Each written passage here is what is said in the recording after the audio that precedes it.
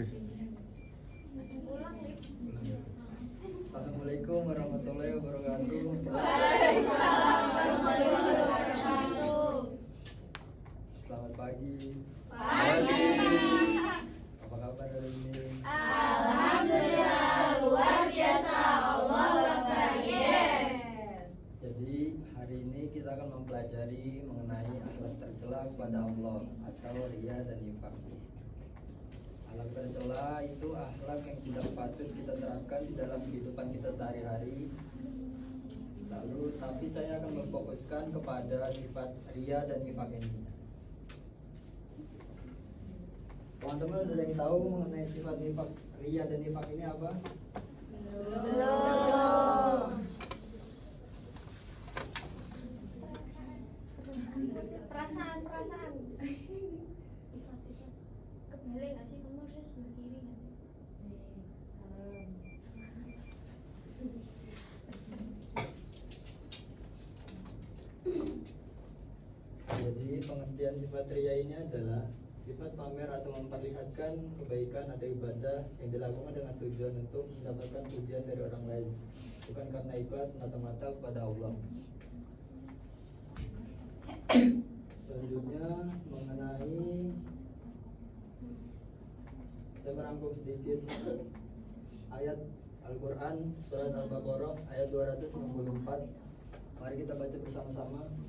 Bismillahirrahmanirrahim. Ya ayyuhalladzina amanu la tubtilu shadaqatikum bil manni wal adha kalladzi yunfiqu malahu ria'an nasi wa la yu'minu billahi wal yawmil akhir famasaluhu kamasali sofwanin alaihi turabun fa'asobahu wabilun fatarahu solda la yaqdiruna ala syai'im mimma kasabu wallahu la yahdil qawmal kafirin.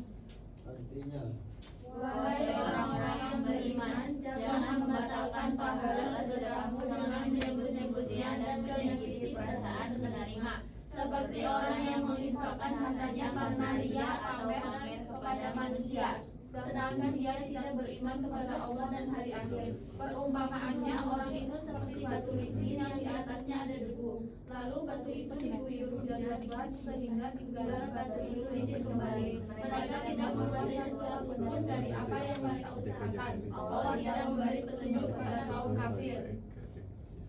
oke, ini ayat mengenai sifat riya tadi. Saya merangkum sifat riya ini ke dalam dua bagian, yaitu riya kholis dan riya syirik. Yang dimana riya kholis ini adalah sejenis perbuatan yang dilakukan semata-mata untuk mendapatkan pujian dan perhatian orang lain. Jadi istilah ini merujuk pada tindakan yang tampak dari luar, seperti memamerkan ibadah, pakaian, atau ucapan di depan umum, dengan tujuan agar orang lain melihat dan memujinya.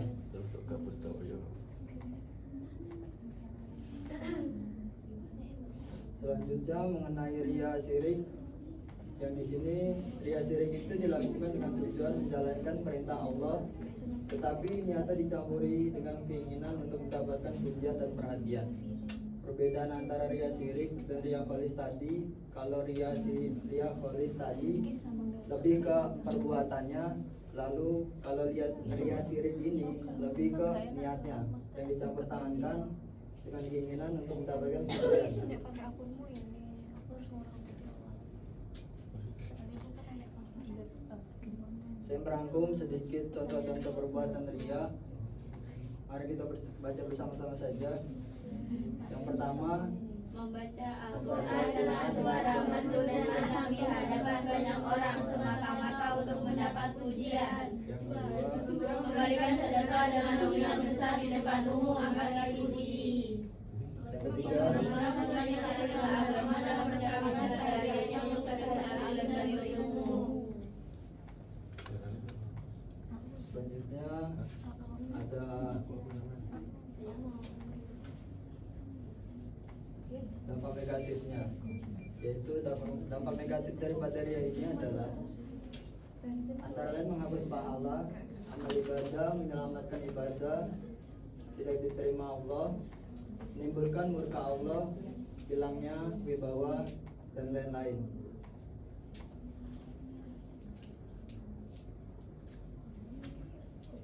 Lalu lanjut kepada sifat nifak ini. Nifak itu kemunafikan dalam ajaran Islam, yang dimana ketidaksamaan antara apa yang tampak di luar dengan apa yang disembunyikan di dalam hati.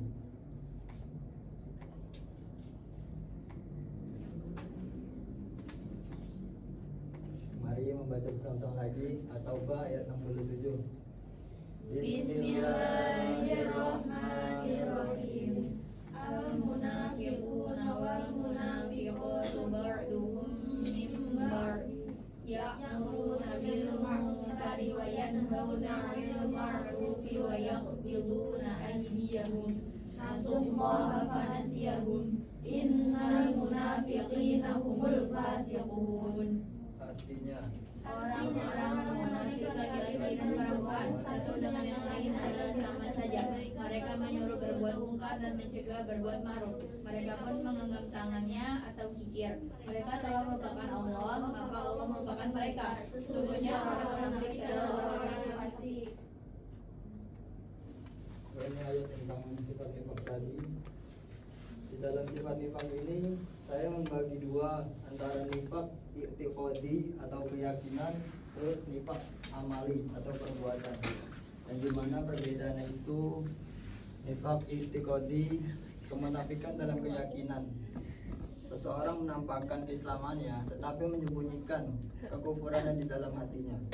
Sedangkan nifak amali ini dimana seseorang tetap memiliki iman di hati tetapi melakukan perilaku yang mirip orang munafik. Jadi kalau nifak amal ini adalah nifak sama seperti orang beriman. Dia taat, dia memiliki keteguhan hati, tetapi dia melakukan perbuatan-perbuatan yang dilakukan oleh orang-orang munafik, seperti berdusta, mengingkari janji, dan berniat berkhianat dan curang saat bertengkar.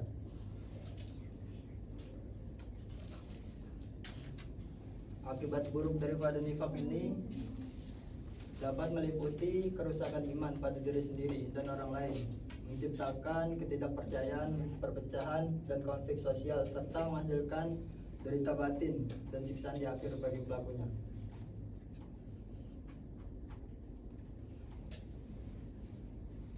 Untuk menghindarinya, itu jadilah orang yang jujur, amanah, dan ikhlas. Caranya adalah dengan menjaga lisan dari kebohongan dan ghibah, menepati janji, dan lain-lain. Mari kita membagi kelompok. Saya akan menampilkan suatu video. Berhitung saja untuk pembagian kelompoknya. Berhitung dari Mas Din. 1, 2, 4, 5 sampai 5. 1, 2, 3, 4, 5 1, 2, 3 ada 3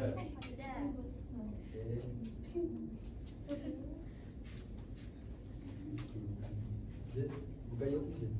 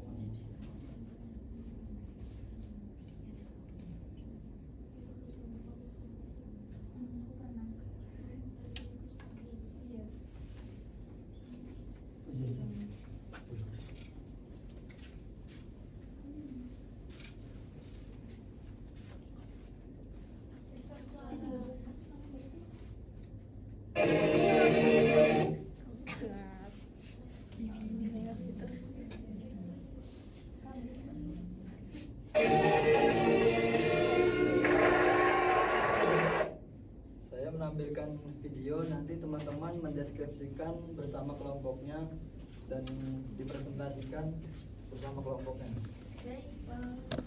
Kalau nggak ada pertanyaan, biar saya yang tanya. Jadi, ada nggak gajah yang belalainya pendek? Naomi. Gajah yang lagi sakit, Bu? Salah. Gajah yang habis operasi plastik, Bu? Salah, kamu kebanyakan nonton sinetron ya, Fodo. Jangan-jangan nanti kamu bilang bayi yang tertukar di rumah sakit. Iya, Bu. Saya kan agak kurang fokus, Bu. Soalnya saya kan puasa Senin Kamis, Bu.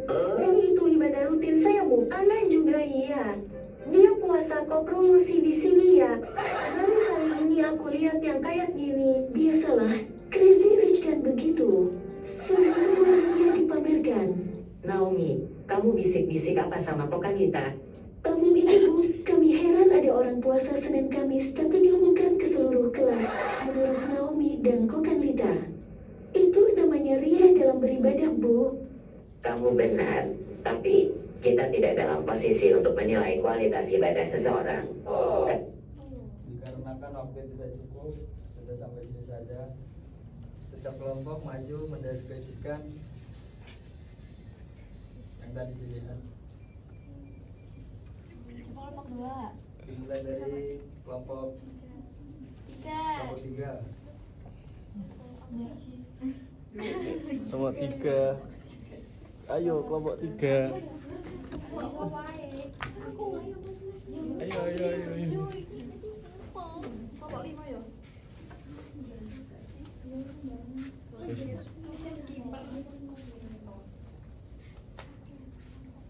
Nah. Bla bla bla bla. Jadi video tadi menjelaskan tentang riya dalam ibadah.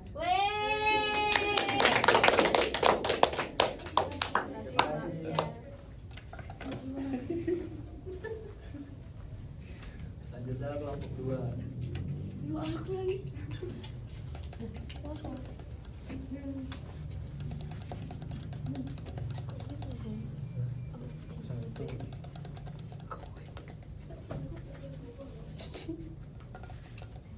Jadi teman-teman, video tadi menerangkan tentang ada seorang anak yang sering puasa Senin Kamis, akan tetapi dia pamer kepada teman sekelasnya. Kemudian teman sekelasnya itu menganggap bahwa hal itu tuh tidak wajar kalau misalkan kita beribadah terus dipamerkan kepada orang lain.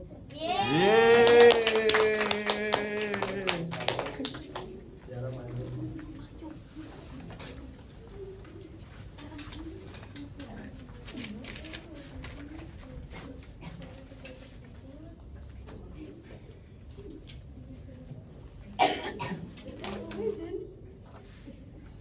Ya, jadi tadi saya melihat ada ibu guru yang sedang mengajar di depan. Ya, jadi lalu dia mengajarkan bahwasanya kepada anak muridnya perbuatan riya itu tidak boleh.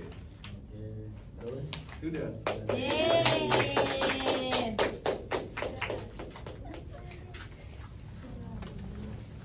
oke, terima kasih atas partisipasinya. Kita tutup pelajaran hari ini dengan bacaan Alhamdulillah. Alhamdulillah.